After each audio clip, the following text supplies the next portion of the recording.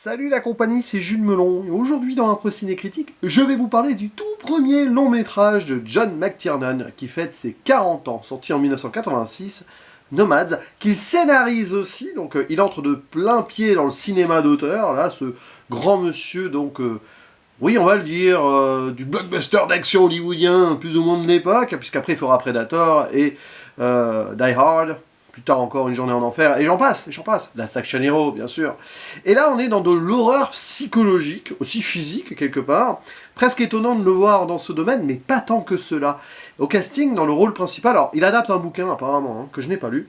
Nous avons Pierce Brosnan, qui joue un Français, Monsieur Pommier, voilà, qui est anthropologue.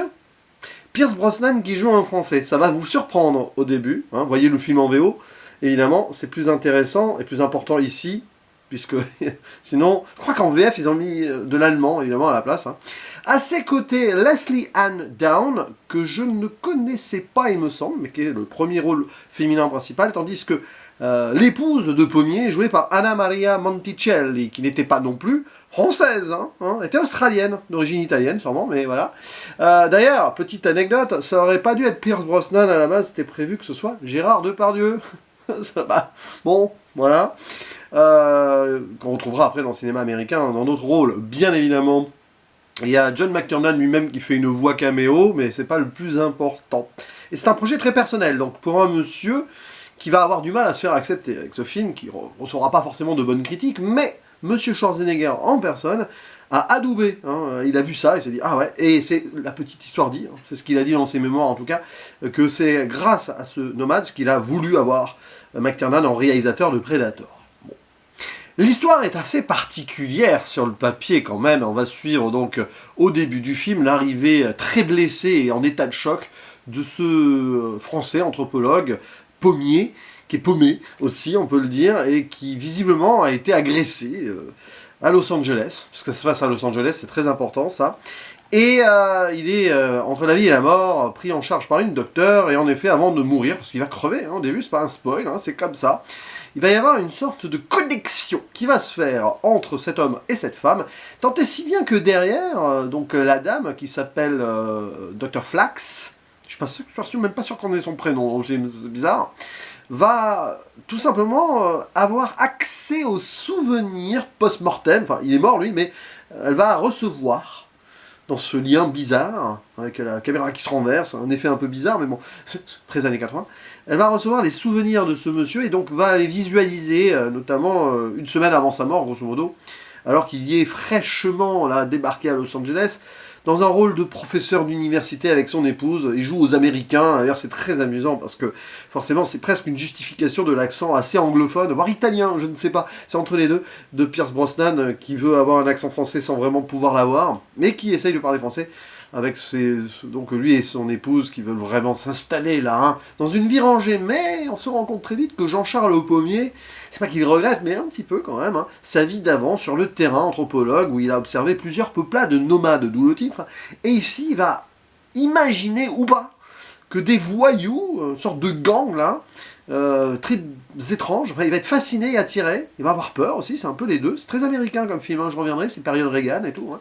Donc il va, voilà, photographier, traquer, hein, c'est un film de traque avant Predator aussi, ces gens-là, en imaginant peut-être, à moins que ce soit le cas, que ce soit des esprits surnaturels, et le film va basculer dans une sorte d'ambiguïté absolue, qui va demeurer hein, quand même dans ce film. Je ferai une zone spoiler, mais en fait, il n'y a pas grand-chose à spoiler, si vous voulez, parce que c'est assez évident, quand bien même, c'est un petit peu tarabiscoté aussi. C'est un film d'ambiance. C'est presque un film expérimental, presque, avec des codes un petit peu de ces films quasi... ouais, de hantises, de peuplades autour, enfin de groupes, de voyous, de machins, de choses. Il y a un côté Carpenter, voilà, parce qu'on a vu Assaut, on a vu Prince of Darkness. Prince of Darkness, c'est après, enfin, je sais plus. En tout cas, Assaut, c'est antérieur. J'ai plus les dates en tête. Là, c'est en 86. Mais oui, il y a quelque chose là-dedans, comme si McTiernan prenait un peu une base carpenterienne et en faisait quelque chose à lui, quand même. Il tente des choses. Évidemment, c'est un film qui manque d'un certain aboutissement, mais qui ose, qui va vous plonger dans une atmosphère, une ambiance particulière, de paranoïa. Et c'est intéressant parce que vous pouvez avoir tellement de degrés de lecture dans ce film que j'imagine à l'époque, beaucoup de gens, donc dans cette période Reagan, hein, il voyait un film sur la peur de l'étranger, de l'autre, qui menacerait. Est-ce que c'est vrai que ce dilemme-là moral apparaît quand on voit le film, mais ça va beaucoup plus loin, je pense. C'est intéressant cependant. En plus, dans la BO, alors, vous avez du Bill Conti en mode synthé, un compositeur notamment de Rocky, mais vous avez aussi du Ted Nugent, sorte de guitariste et tout, avec un morceau qui s'appelle Strangers, et ce gars est un hyper républicain conservateur. Voilà. Alors il devait déjà l'être à l'époque, donc ce choix-là est bizarre, mais peut-être que c'est hasardeux. Non, on connaît McTiernan, ce qu'il fera par la suite, c'est quelqu'un qui remet beaucoup plus en cause qu'on le pense, évidemment. Les gens voient au premier degré certains de ses films, mais ce système américain héroïco-structuré, non, c'est un réalisateur passionnant là-dessus, qui a même remis en cause le système blockbuster hollywoodien avec son Last Action Hero, qui déconstruit pas mal de choses. Donc là, je pense que déjà, il voulait chercher à triturer les esprits des gens, mais il est fort probable que des Américains vraiment pure souche, entre guillemets, ça n'existe pas, surtout pour les États-Unis, et très conservateur, aient pris ce film au premier degré en disant « Ah ouais, mais il a peur, là, des voyous, des marginaux, là, c'est pas bien, c'est des méchants, mais qui est... » On y voit surtout quelque chose voilà, de quelqu'un qui veut s'américaniser à fond et qui tombe dans cette paranoïa aussi à l'américaine. Et le choix de ce Los Angeles-là n'est pas par hasard, d'ailleurs, l'introduction du film... J'aime beaucoup cette dualité-là, parce que le film joue là-dessus. On a ce blanc immaculé de, voilà, probablement l'anthropologue sur le terrain avant, et on va dans le Los Angeles by Night, et Los Angeles c'est une ville qui peut être bizarre, qui a été triturée au cinéma de façon spectaculairement sombre et psychologique. Un certain David Lynch le fera par la suite d'ailleurs, et c'est passionnant parce que il y a un des collègues docteur au début là, qui parle de Los Angeles en disant ah, tu sais, c'est une ville qui a été construite sur le désert, hein, il y avait probablement donc ce qui n'est pas tout à fait vrai, mais bon, il n'y avait rien avant, enfin, où il y avait des peuplades avant, hein, et probablement des peuplades nomades aussi sur place, qui ont été dégagées, expulsées. Et là, alors, on peut rentrer dans des délires absolus de vision. On peut y voir aussi un film vampirique. Il y a des moments, la première apparition de ce gang, de ces voyous-là, ça fait un petit peu, ça fait penser à ça. Alors oui, penser à Carpenter, penser à des films de vampires, notamment postérieurs, par exemple Lost Boys, Génération perdue, je crois que c'est ça en français, dont je parlerai probablement l'année prochaine, hein, si je fais toujours des vidéos, tout ça bien sûr, parce qu'il est sorti en 87. Voilà. Et j'aime bien les comptes ronds des fois, pas tout le temps, mais voilà. Bon, et c'est passionnant cette ambiance-là, mais après on part dans tous les genres et on voit, enfin les genres, des styles d'interprétation, peut-être un peu trop en fait au final, parce que le film se veut très mental et psychologique, mais bon, le spectateur peut s'y perdre, et c'est passionnant aussi à analyser, il ne faut pas aller trop dans la suranalyse non plus, mais visuellement, on est là, quoi. Ce regard voyeur, observateur, photographe, on est dans ce délire aussi, un peu post-Hitchcockien, vaguement, mais dans un autre effet esthétique aussi, dans cette... voilà, surtout la nuit, etc. Et donc Pommier va clairement se perdre. Hein. Je ne vais pas refaire la blague du fait qu'il se pomme, parce que quand même, il va surtout tomber dans les pommes, hein, à un moment. Plusieurs fois d'ailleurs, il va imaginer, voir ou peut-être cauchemarder des choses. Et en fait, si vous regardez le film, vous ne savez pas trop ce qui est réel ou non. Tout ce qui est construction mentale ou souvenir du passé restructuré dans cette vie américaine qui finalement n'a pas spécialement envie de vivre. Donc il s'obsède et il s'imagine des trucs peut-être dans sa tête pour continuer son délire de traquer des peuples nomades. Et on voit que voilà, c'est un gars un peu... il est dans son idée, quoi.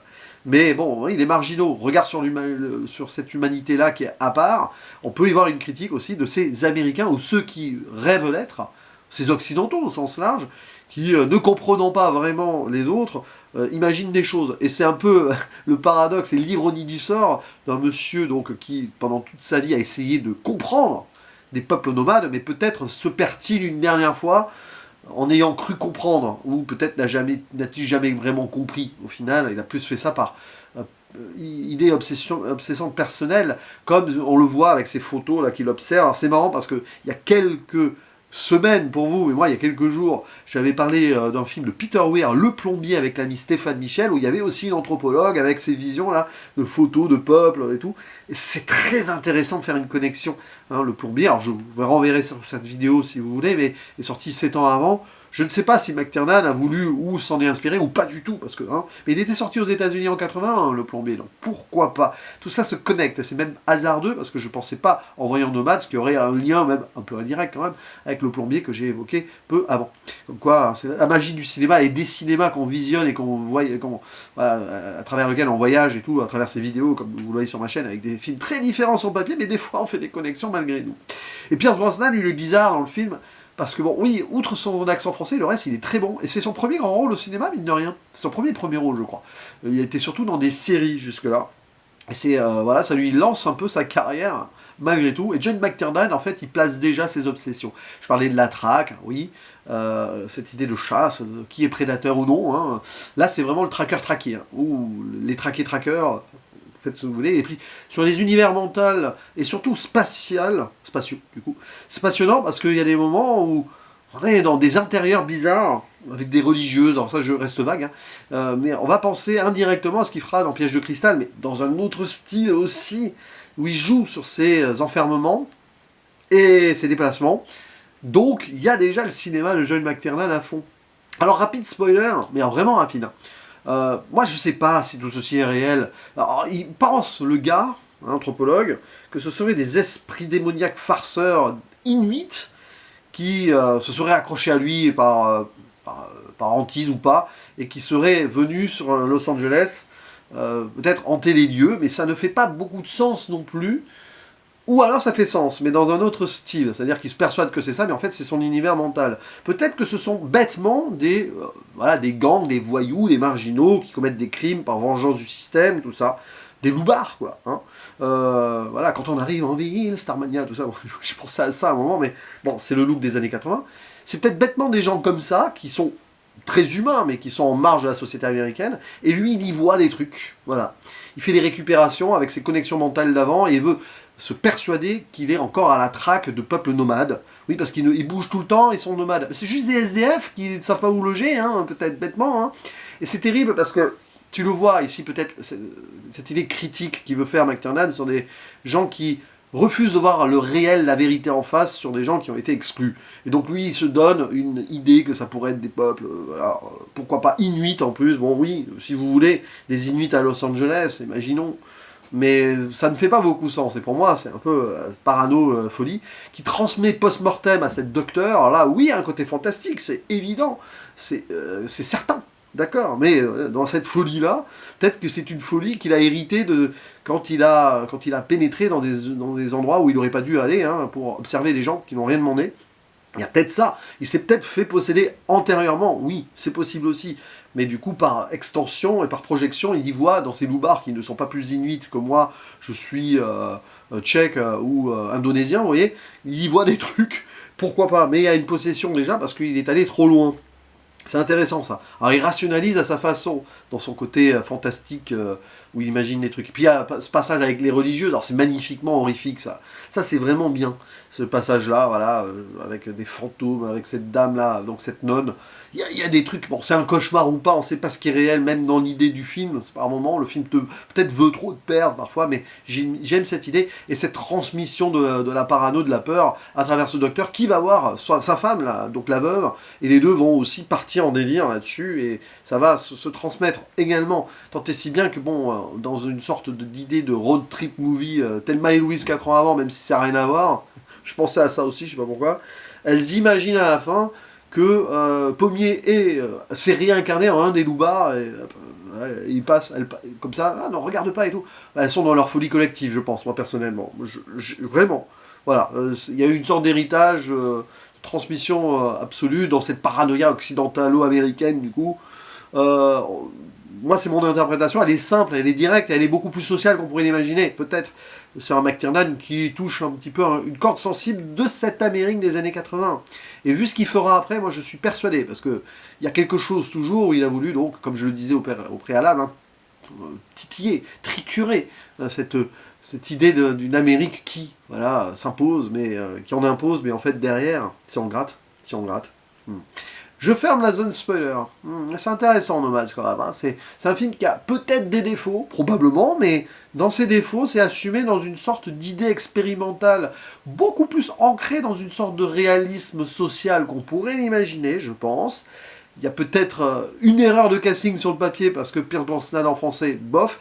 Mais par contre, derrière, dans ce qu'il va donner en tant que jeu psychologique, il est très bon. Donc peu importe. Je suis pas sûr que Depardieu aurait été meilleur du tout, d'ailleurs, parce que c'était lui qui était prévu. Enfin, qui aurait dû être peut-être dans le projet. Donc finalement, voilà. Et puis après, bon, pour le reste, c'est vrai que c'est un peu stéréotypé années 80 quand même, mais ça joue sur ces codes-là. Et bon, McTiernan, il n'aura de cesse plus tard de jouer sur des codes. Hein, des codes actionneurs, des codes voilà, militaires, des codes tout ce que vous voulez, des codes blockbuster, super héroïques, tout ce que vous voulez, enfin super héroïques vite fait entre guillemets, de l'époque, donc pour la Action Hero, pour les retourner un petit peu et nous faire réfléchir derrière. Ben, Nomads, vous pouvez le voir de cette manière-là. C'est même encore plus intéressant finalement de voir ce film à la lumière des films qu'il fera par la suite. C'est un grand réalisateur quand même, hein, John McTiernan, ne l'oublions pas. Il a fait, pour moi, 2 des grands films d'action du cinéma. Voilà, Une journée en enfer, que je préfère à Die Hard, très très bien Die Hard, hein, et Last Action Hero, voilà, avec Terminator 2, hein, c'est un peu mon triumvirat de films actionneurs, qui versent aussi vers le fantastique pour certains. Hein. Voilà, enfin le fantastique, la SF, tout ce que vous voulez, mais dans ces idées-là, de ces films qui m'avaient bluffé très tôt dans ma cinéphilie, entre guillemets, et qui, à la relecture, restent fascinants, et encore plus pour d'autres raisons. Donc c'est ça aussi qui est bien. Donc voyez-le, ce Nomads, hein, intéressez-vous à ce film, qui est quand même dans une vraie logique de ce qu'il développera après, mine de rien, et qui mérite d'exister, d'être vu pour plein de raisons. Voilà, donc c'est une belle surprise, et surtout j'ai été surpris, voilà, par ce film. C'est ça le plus important. N'hésitez pas à dire en commentaire ce que vous pensez de ce film, de Pierce Brosnan, évidemment de McTiernan par extension. On en discute en commentaire, et je vous dis à la prochaine. Ciao.